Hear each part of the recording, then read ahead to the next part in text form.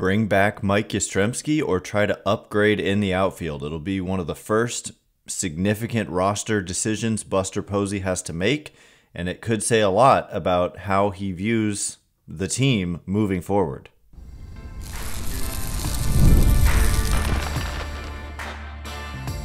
You are Locked On Giants, your daily San Francisco Giants podcast. Part of the Locked On Podcast Network, your team every day. Hello and welcome to Locked On Giants, part of the Locked On Podcast Network, where it's your team every day.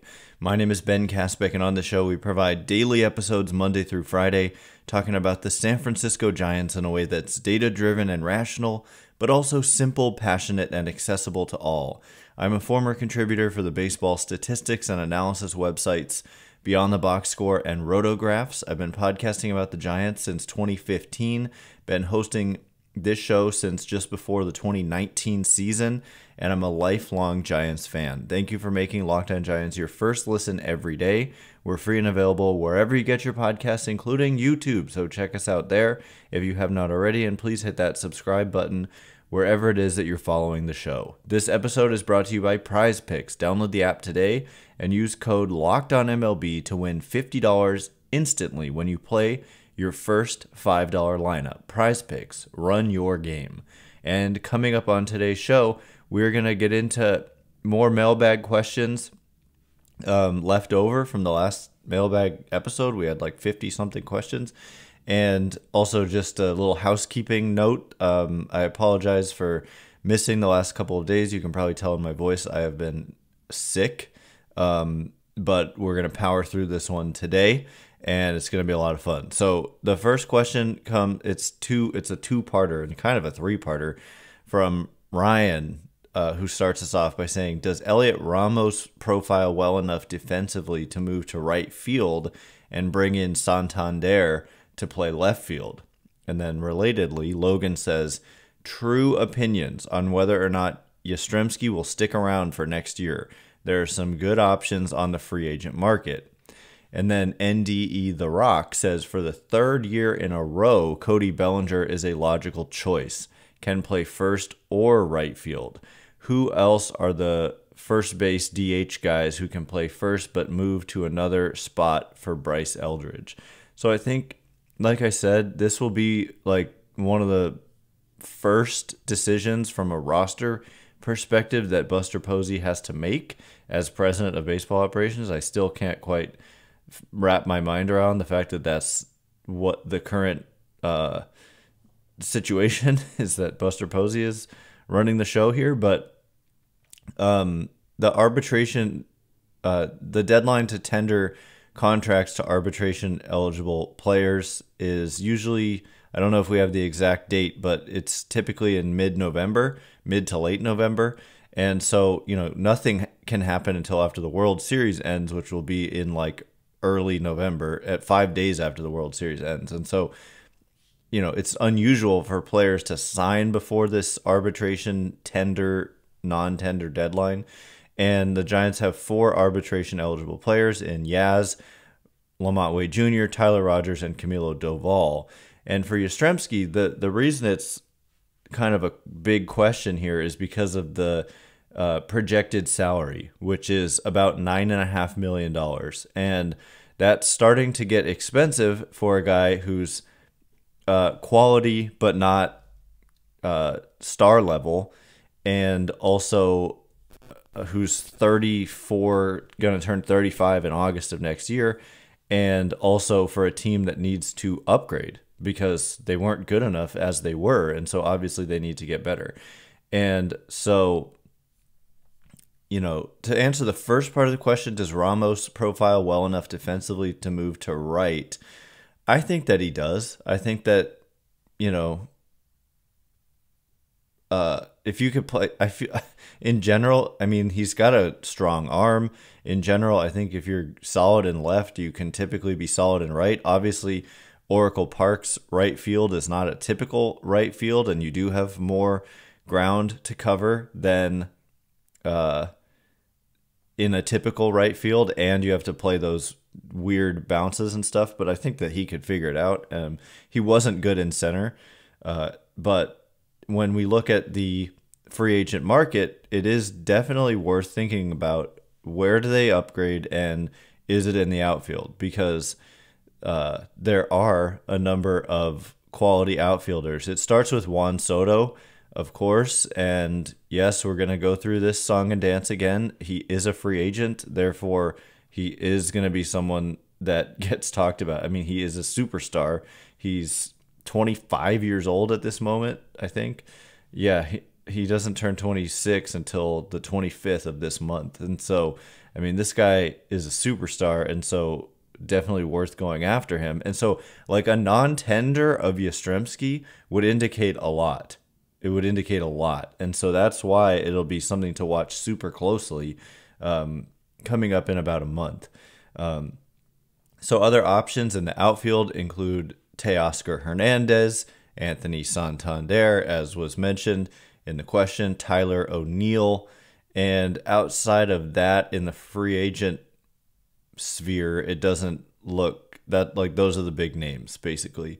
And so there aren't a ton of names out there. I mean, Max Kepler, but that's kind of a Yastremski adjacent player. Michael Conforto is a free agent, but that's not going to happen. Jurickson Profar just had a big year, but I don't know if you're wanting to buy high on Jurickson Profar. Maybe, I don't know, but probably not. So, the thing is, I think like Yastremski is worth that if he's playing every day, but it's more than you would want to pay to have him not starting. And so you could always just tender him the contract and then still pursue an outfielder. And then if you sign an outfielder, which is no guarantee, then perhaps you look to trade a Mike Yastremski. But, they have Jung-Hoo Lee. They have Elliot Ramos, deserving of an opportunity to be an everyday player again, like he was since like May of 2024. And then you've got Yaz out there. And outside of that, you need to upgrade. And so I just will be fascinated to see what they do. And Cody Bellinger got mentioned here in this question. So Bellinger is not just a pure free agent. He is he has an opt-out, I believe. And so I'm going to have to pull that up right this second. So he has two player options, one for $27.5 million next year, and then another for $25 million in 2026. And looking at the season he just had, I wouldn't be shocked at all if he actually just exercises a $27.5 million player option. But maybe not, considering he had a solid season and he's 29. Maybe he can get himself better than 2 years and $52.5 million, which is what he's looking at now if he picks up both of those remaining player options. And in terms of who else could be someone who could play outfield and could play first, we've got to return back to our free agent tracker. And, the names I mentioned, I mean, you mentioned Cody Bellinger. Looking through the list of first basemen, I don't necessarily see anyone who's super attractive there as an outfield candidate. And then looking at the list of outfielders, in terms of guys who also played some first base, Mark Canha is like the first guy who shows up in terms of, in order of 2024 performance. So that just goes to show you that at least on the free agent market, there aren't a lot of these guys. You mentioned DH. I mean, Juan Soto certainly could play outfield or DH. Teoscar Hernandez could play outfield or DH. Anthony Santander could play outfield or DH. So there are some guys, I don't know, Anthony Santander played one game at first base in 2024. Juan Soto, to my knowledge, has never played a game at first base. Teoscar Hernandez played exclusively in the outfield this season, has never played anywhere other than the outfield. So there just aren't a lot of those guys who play first base and the outfield. Oh, I didn't mention, but I meant to, Tyler O'Neill as another possibility as an outfielder, but he's never played any first base or has he DH'd? Yeah, he's DH'd plenty. So those are some of the names to watch, but that tender decision is going to be just huge to see what they do. I think, like I said, like he's worth it if he plays, and so it's probably worth tendering the contract. And then if you do end up signing an outfielder, trading, exploring the possibility of trading him away. So we'll see. Coming up in just a minute, many more questions and answers, including what positions do the Giants need to reevaluate, and what is the plan with the hitting coaches? We'll get into it all in just a minute, and before we do, today's episode of Locked on Giants is brought to you in part by Robinhood. With Robinhood Gold, you don't need a silver spoon to eat up the financial favors of the 1%. Robinhood Gold allows others to get the rates and perks usually reserved for the high society. Now, the resourceful individual with Robinhood Gold can earn the very liberal rate of 4.5% APY on uninvested cash, receive unlimited 1% deposit bonuses, and be rewarded with a handsome 3% retirement boost on an IRA account. Robinhood Gold provides the privileges of a high net worth for any net worth. These generous benefits are now available for only $5 a month. The new gold standard is here with Robinhood Gold. Sign up at robinhood.com/gold. Terms apply. For product-specific disclosures, visit robinhood.com/gold. Investing involves risk. Rates may change. Gold membership is offered by Robinhood Gold, LLC.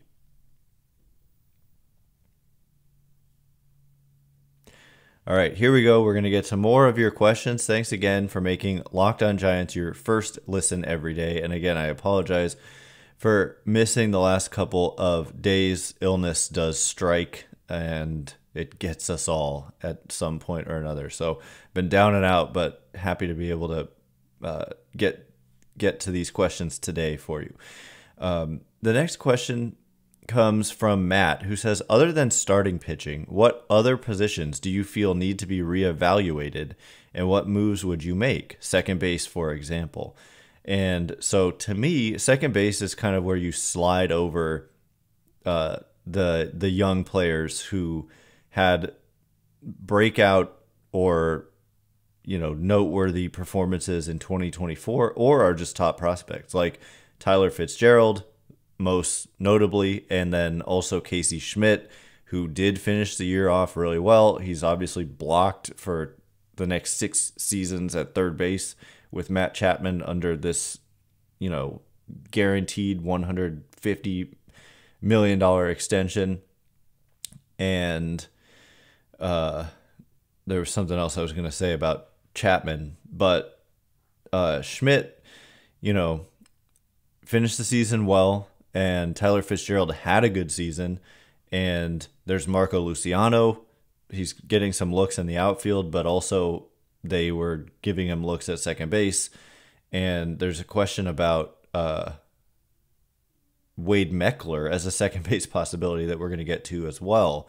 And so there's a lot of guys who would be kind of vying for playing time. Brett Wisely, didn't even mention him. He had some nice moments this year, but ultimately the numbers down. But Schmidt and Fitzgerald in particular impressed in 2024, and most in particular Fitzgerald. But to me, then that makes shortstop a position you need to reevaluate, because you're moving Fitzgerald off of it. In my opinion, that's the best way to go. The market does have some high impact shortstops. And when I say high impact, maybe that's a little bit extreme, but specifically, I think Willy Adames is just a tremendous fit for the San Francisco Giants, and someone who I'd put pretty decent odds on them signing. If there ever was a good fit, I think it is Adames. I don't believe he necessarily has some kind of attachment to a particular region or whatever. I think that if you give him the best offer, then he's attainable. And, I said the same of Carlos Correa, and they did agree to terms with him. I don't know Willy Adames is born in the Dominican Republic, so it's not like he's from some particular part of the United States. I don't know. He just seems like a guy that they could get. And as a fallback option, you've got Ha-Sung Kim as well, who is not in the same tier and is coming off shoulder surgery. And to me, like, I've started to question, maybe there's like a, for Kim, like maybe he does just, there's this mutual option. And maybe this is the rare case where a team and a player do pick up a mutual option. With Kim, his market is going to be hurt. This is not the best time for him to be hitting free agency. And so maybe he's just like, hey, let me return to this team that's really good. But also they've got players kind of blocking him out. So maybe the Padres turn it down, even though it's a good deal. I don't know. He'd be a great utility guy, but maybe he wouldn't play enough that he rejects. It's a cheap option. And so that is why I always assumed that it's $8 million. And so for Kim, I mean, that's just a huge bargain if he's at his best, because he's a premier defender at shortstop, hits lefties really well, I think holds his own against righties, but all in all, just, deserving of everyday playing time, because even if, he's been decent against right-handed pitching, and against left-handed pitching, he has been more than that. And then very good defensively, like one of the best I've seen, just so smooth out there. And so that's a spot, shortstop basically, and then shifting over that competition to second base. First base is definitely worth exploring. Farhan Zaidi made it clear they weren't going to be looking to make changes there because they wanted to leave that spot open for Bryce Eldridge. I'm not sure if that would be different under Buster Posey. Another decision to watch is, do they tender a contract to LaMonte Wade Jr.? To me, it seems like a no-brainer at $4.7 million projected. The guy is solid, and that's like, we have to understand that for like average production, these are bargain deals, and Wade is capable of at least average production, like major league average. And that's well below average pay for like an average season. So he wouldn't even have to do much of anything to be worth that kind of money. But so I think it's a case where you bring him back no matter what, even if you're looking to upgrade at that spot. And there are some first basemen out there. There's Pete Alonso. There's Christian Walker. There's like some brain fog going on. There's somebody, Paul Goldschmidt is another guy who's out there. Buster Posey played with Paul Goldschmidt on Team USA when they won their gold medal in the WBC. So, wouldn't that be something like a 1-year deal for, not that I am endorsing that. I think Goldschmidt is over the hill, and I do understand the logic of clearing a path for Bryce Eldridge, and I think Posey understands the importance of clearing paths for young talent. I've heard him speak on it before. He's basically said that's the way you get a team that people are excited about. That's the way you get a sustainable winner. And so I don't see Posey being the type who's just going to let that just completely blow past him and just fill out a roster through free agency only. And so you do have to be mindful of creating opportunities. It's like when he was in the system, should they have gone, if there was a really good catcher, should they have signed that catcher when Posey was like on the cusp of the majors in, going into 2010? Should the Giants have locked up a catcher for 6-7 years? No, because it made such a difference to have that, that spot flexible enough that they could call him up and let him run with the job when he did. And it resulted in what it resulted in, which was a dynasty years, And so, but there is the DH spot, so that is something to keep in mind. Like, you could sign a first baseman and Eldridge could DH, or the first baseman could DH, or whatever, So it's just an extra spot in the lineup to be mindful of. But otherwise, I already mentioned that outfield is another spot. So like corner out, because you got Jung-Hoo Lee. It's a long-term commitment. You want to give Elliot Ramos that shot. I think the bullpen is pretty solid. I mean, the year that Ryan Walker had, I expect a bounce back year from Camilo Doval.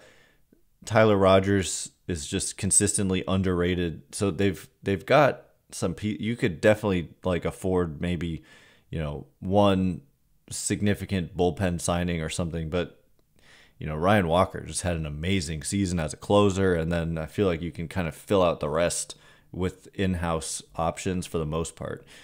So yeah, shortstop, first base, corner, outfield. Those are the spots. Third base locked down, catcher's locked down. Second base, I'm given an opportunity to those young guys, and left and center locked down with Ramos and Lee.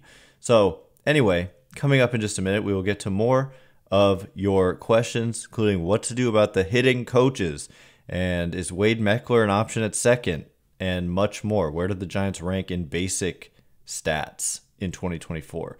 We'll get into it in just a minute. And before we do, today's episode of Locked On Giants is brought to you in part by Prize Picks. Prize Picks is the best way to get action on sports in over 30 states, including the great state of California. You can now win up to 100 times your money on Prize Picks with as little as 4 correct picks. Sign up today and get $50 instantly when you play $5. You don't even need to win to receive the $50 bonus.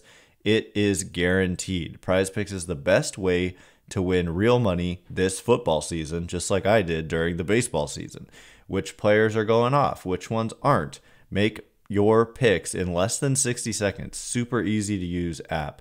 And turn your sports opinions into real money all season long on Prize Picks. I had a lot of fun playing this baseball season. I'm continuing to play during the MLB postseason.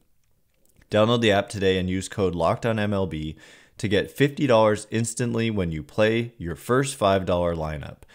Again, download the app today and use code LOCKEDONMLB to get $50 instantly when you play your first $5 lineup. Prize Picks, run your game.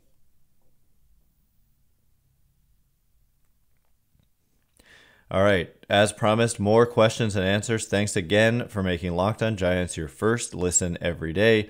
Apologies for the last couple days. Couldn't make it your first listen. I was down and out, but we're powering through today, and I'm having a lot of fun reading through these questions. Thanks again to everyone who submitted them on Twitter or X.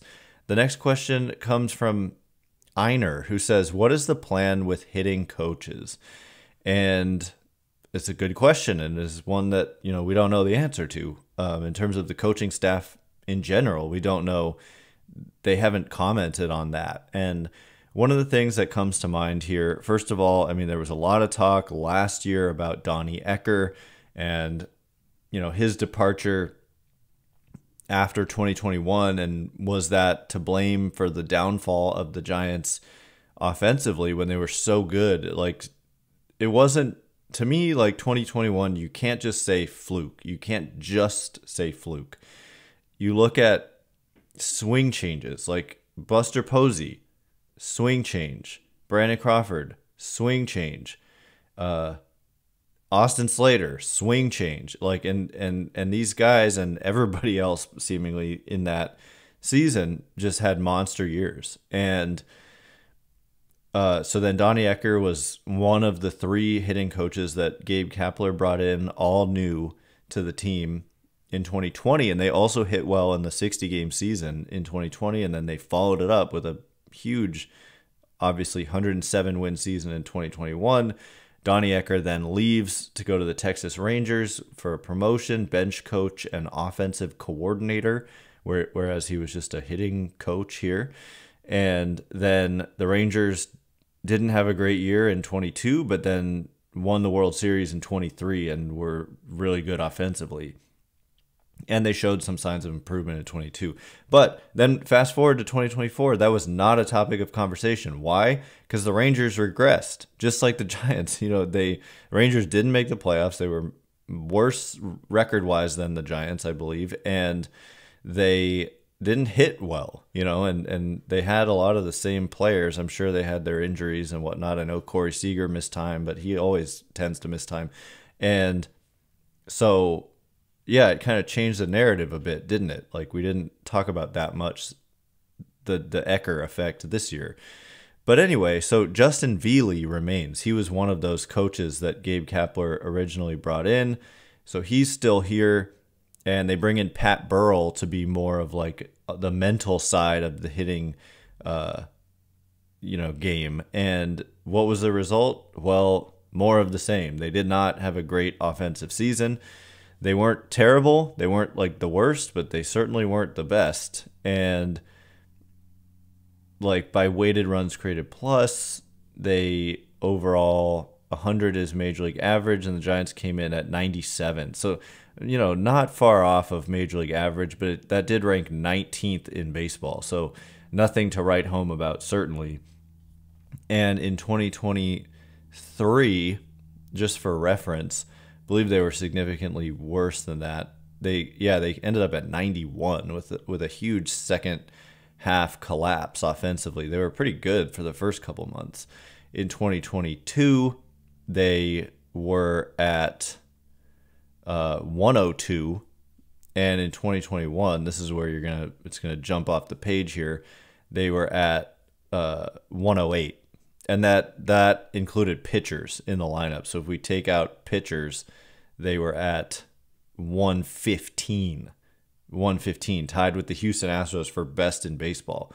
So, steady regression offensively, like each and every year. 115 to 102 to 102 to 91. I guess they improved in 24, but they also brought in some better players who had some good, like Matt Chapman, and Jorge Soler was okay when he was here, blah, blah, blah. The point is, Buster Posey played with Pat Burrell.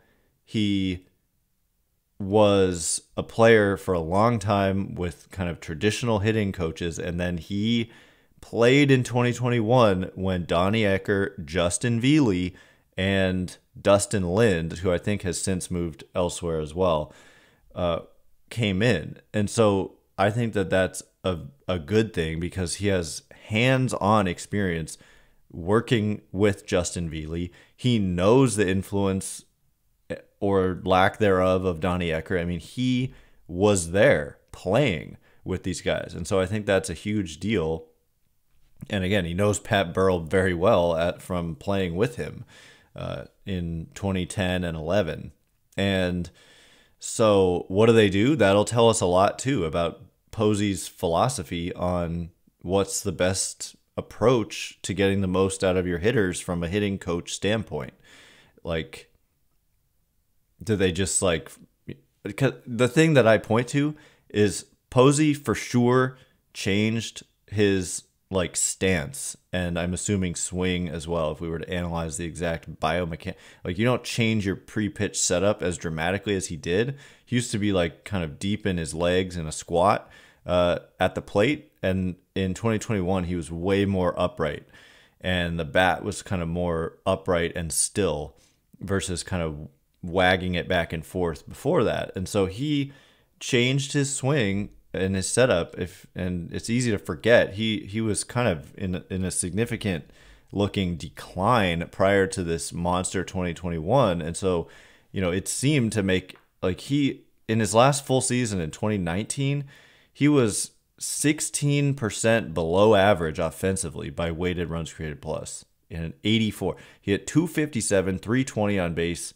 368 slugging, hit 7 home runs. The previous season, he hit 5 home runs and was about league average offensively. Then he comes back after a year off. A lot of people just said, oh, it was the year off. His swing was totally different. So maybe that was part of it, but also he comes back and hits 304, 390 on base, 499 slugging, and that's a 141 weighted runs created plus, which was the best since 2014. It almost matched his 2014 season and was his third best offensive season of his career. with his MVP season in 2012 being first, and then a virtual tie with 2024 for like second/third best offensive season by weighted runs created plus. So he knows, and he made way less contact on pitches in the strike zone. So that's worth pointing out. So he was kind of willing to swing and miss a little bit more than like poke at the ball, which we were seeing a lot of when his power was just zapped, and he was driving the ball more. So he knows, like, he's been in the trenches on both sides. He's been with traditional coaches who said whatever they say, and he's been with the more new school coaches who helped him revitalize himself offensively, and he witnessed what it did to a lot of his teammates in 2021. And so what to do with the hitting coaches? In my opinion, you got to lean still into this like swing change kind of thing. And that is a big deal. Have the very best biomechanical like coaches you can have, who can also relay this information in a way that's relatable to players. And nobody understands the importance of that and how to look for that more than Posey. And so, again, it'll be fascinating to see what he does, but I think given what I just said, that he probably won't like completely just shy away from that. And we'll see.